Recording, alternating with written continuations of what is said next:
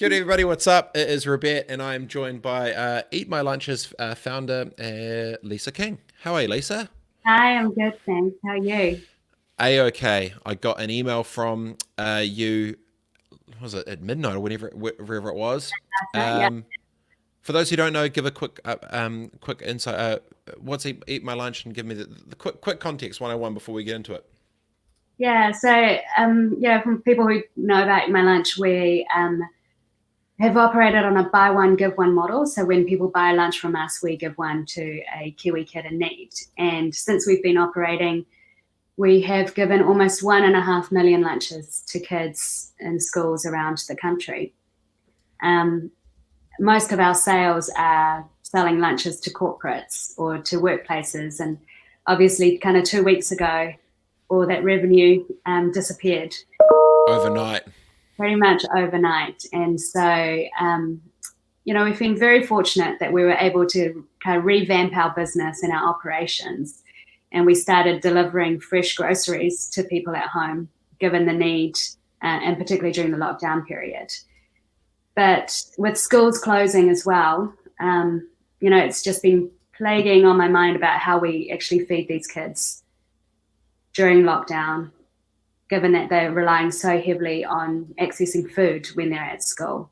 And we know that, during a period like this, the need is actually even greater.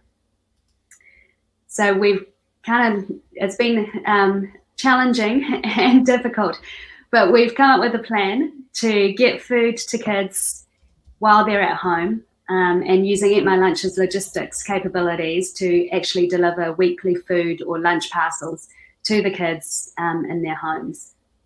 But we need additional funding to do this because it's outside of our normal business model. It's additional costs. And so we've launched a Give a Little campaign to ask people to help us. So the model at the moment will be, I'm a business, I'm doing a functionality or whatever.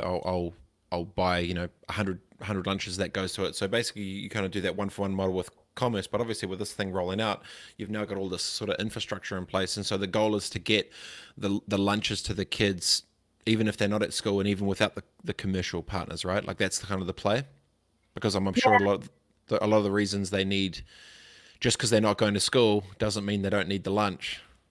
I mean, just because they're at home, food Yeah. doesn't magically turn up. And for a lot of these kids, they were accessing not just our lunches, but also breakfast in schools and fruit and milk in schools. And so, without school, they're actually missing out on 3-4 meals a day. And so we've kind of been, it's for me, it's the reason why we created Eat My Lunch, was to make sure that we're feeding these hungry kids. And without the schools, there's even more of, I guess, an urgency for us to do that. And we've been getting emails from parents, from school principals this week, just asking, when can we make it happen? When can we help? Because these families are really struggling. It's crazy how one thing, the butterfly effect, has been insane. Like even just talking to John Baker before, he was saying, even with if people aren't flying, they don't need the airplanes, and now if airplanes aren't flying for a bit, you're going to have no one building any more airplanes. So all those people, they're now out of work, and just the flow on effect for all of it. And it's not even funny. It's just quite, you think about, oh, because this isn't happening. Oh yeah, now these kids aren't eating. Yeah. It's like, geez, it's like, why? Oh, because they can't get school. Why? Oh, because then the company can't. So why? Because there's no businesses open. Why? Because of this thing. The butterfly effect seems pretty crazy. You Mm. seem you seem worried. I am, Hmm. just because we've had first-hand experience over the last 4.5, 5 years Yeah. around the need, and we've talked to these kids and the schools, and knowing the situation that their families are in, and that need is so real. And there's a whole vast number of reasons why the kids are coming to school or were going to school without food. Um, and I think the impact of what's happening right now is going to be felt even more by those kids being at home. Agreed. So, and the great thing is, like, we've got Fonterra on board, so we're going to deliver the milk that they were providing to schools beforehand to these kids. We have Michelle Dickinson from Nano Girl. Yeah. She provide like free science experiment Cool. worksheets for them, because again, they don't have internet at home, they don't have devices. So, I've got kids and they're bored when they're home and they have access to everything. So you can imagine, for these kids, this period's going to be really, really tough. I just put a couple of the links up there on so with the give it a little link. It's an interesting segue and something that I so it started probably this butterfly effect. Will work my way back. I did a joke on LinkedIn saying, "Oh, March 24th, pretty funny.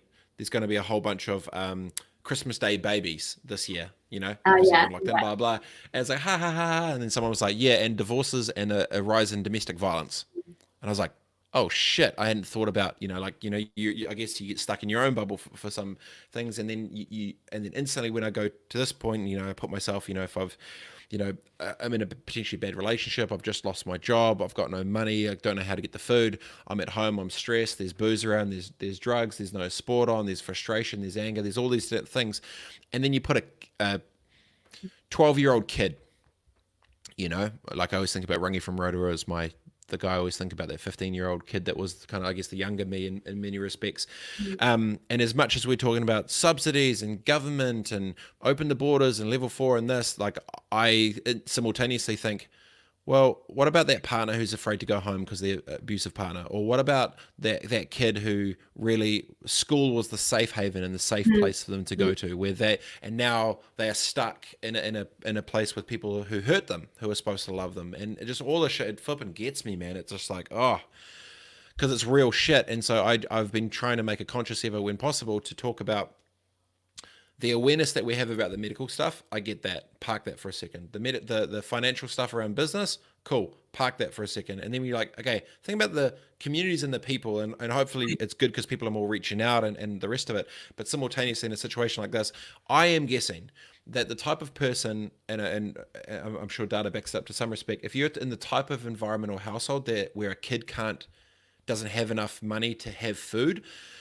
probably there's more higher than likely chance that they are not in a potentially safe environment in other respects as well, right? Like that is shit, Yeah. And, a lot of the kids we were giving lunches to, they were in primary schools. So you're talking about, 5 to 10-year-olds who, for kids that age, to understand the situation and to be in a situation where, they're not just getting those basic needs met.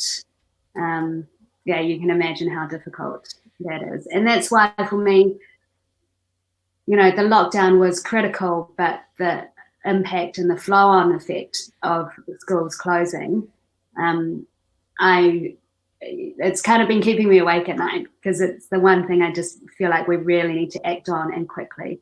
And it's been 2 weeks now, and we've had to jump through a few hoops to get approval and the go-ahead to be able to do what we really want to do. And the funding is a small part of that.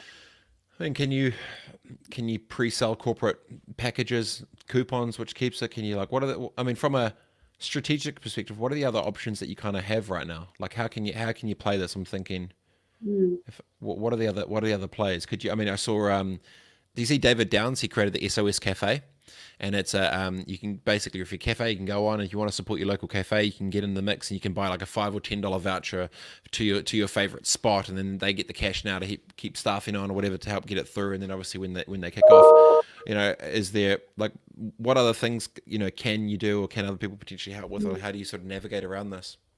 Yeah, so I guess that's why we kind of quickly pivoted our business to launching these essential fresh boxes of groceries that we can deliver to your home. But the reality is, again, that we've been doing that for just over a week now, and it's not generating quite, anywhere near the revenue we were at previously. We have had incredible support from Foodstuffs. So they have committed $100,000 already to get us Oh, started, wow. which is Jeez. amazing. So that's why we can go next week. Like, I'm so happy that from next Tuesday, we're going to be delivering food to That's kids. cool. So that will get us going for the next, 2.5 weeks. But beyond that, and, no one's really sure how long this lockdown period is going to go on for. Yeah. We need to make sure that we can cover the costs of doing those food deliveries to the kids. So let's talk about logistics for a second. Mm. If I deliver to a school and a school has 100 kids, are you now going to have to go door to door? Yeah. Oh, fuck. That was one of the big challenges for us when schools closed, because, we were feeding 2,000 kids through 77 schools. Right? Yeah. So So you've got 2,000 deliveries. and now we have to do 2,000 deliveries to 2,000 kids' homes. So again, that's why, everything we knew and our previous business model just doesn't apply anymore. In terms of costs, the logistics of getting it done. We were using volunteers previously to come in and make the lunches. Obviously, that's not something, we want to do or are able to do in this environment. So, it's been, quite a challenge and a problem to solve. But we finally figured it all out. And then we were like, we actually need money to do this. Talk me through the tech logistics of how you go from 77 drop-off points to 2,000. How are you going through just talk me through that. Staffing, logistics, travel, Google Maps, API, just flipping everything. It's a shit show. So look, I think, one thing that's become really apparent to us through this kind of crisis situation is what we're really, really good at. And I've always said that Eat My Lunch is a supply chain logistics business. We just happen to be making lunches. So we've invested a lot of money through the years in particularly logistics. So we have invested in technology which does route optimization. We were delivering thousands of lunches every day across Auckland and Wellington previously. So the logistics side, we've actually got it sorted. So drivers, they basically get the app on their phone, they get all their jobs, and it optimizes the route for them. And then as they're delivering, as we're ticking it off, a notification gets sent to the recipient that their food parcel or their lunch is being delivered. So in terms of the ability to scale, we actually have all the infrastructure in place. And we also have our own delivery fleet and drivers, which makes it so much easier for us to scale that. And so we don't use third-party couriers, which is, I think, some of the challenges that some other delivery businesses have had. So basically we get 2,000 addresses of the kids, we pop it into our bit of software. It pops up with, how many drivers we need, how many kind of different areas we're going to be looking at in the route. And we basically pack the boxes up, the drivers come and collect them, and it's all gone. How are you, obviously this would be classed as a central service. How do you navigate the staff internally? Oh, shit. I'm dying. How do you navigate all the staff? Yeah, so that's been, we are classed as an essential service, and we have really, really great processes and systems in place and following, guidelines. I'm not sure if you've been to our place before, got a massive warehouse, and so we can observe all the rules and the procedures. So, that's, that's been fairly easy to implement. Everyone's wearing masks, wearing gloves. We really have to ensure the health and safety of our team, as well as obviously our customers and the kids who are going to be getting the food. But we've been operating in this space and we've been kind of doing it for the last 5 years. Yeah. So it's not a huge stretch for us. What was the day you realized that you had to pivot? Had you already planned to do it before L4? No. Oh, look, I think, when we got to level 3 and people started working from home, that was when we're like, oh, we can't deliver to Yeah, workplaces anymore. yeah, Um, yeah, yeah. and yeah, and literally, we went from making and selling, probably 1,000 to 1,500 lunches a day into corporates to 100 like the next day. um, Overnight. Overnight, and that's where we're like, oh shit. Now what? Now what? And look, I think we're lucky that we are still small enough to be incredibly nimble and play to our strengths and kind of go, well, what are the changing needs now of people? And also, we're very fortunate to have the backing of partners like Foodstuffs to help us through this time as well. So, how much do you need? What's the So running cost for this? it's going to cost us $40,000 a week to get these food packs out to 2,000 kids every week. All the logistics, all the everything, all the staffing, Food, the staff, delivery, yeah, the whole thing. the whole thing. Um, if people want to support, find out more, where can they go? What can they do? I guess I think I already put the link in. Maybe. Yeah, look, if, any contribution, any how small or large, would honestly be incredibly appreciated. So yeah, if you could go to the Give a Little page and give what you can there, that would be amazing. And I think it just launched today, right? I got the email last night. So Okay. today's Yeah, day one of all of it. Um, yeah, crazy times. I mean, good on you for making the pivot and leveraging the existing ecosystem to be able to get that in place. I mean, that's a fast turnaround for a new business model. I mean, good on you. yeah. And look, I think during times like this, being really, really clear and staying true to our purpose has kind of really guided us through. So Eat My Lunch was set up to feed hungry kids, and we just kind of knew we had to do whatever was possible Yeah, to continue doing that. man. Absolutely good on you, Lisa. It's, epic chatting. I've put the link below to those who want, and we'll check back in on you pretty soon. Good luck, eh? Well, thanks so much. Of course. See you, Lisa. Yeah. Bye. Lisa King, founder of Eat My Lunch. I put the link down there to be able to support the cause. Good charity, doing good stuff. Good business, cranking away. See you soon, team. Peace.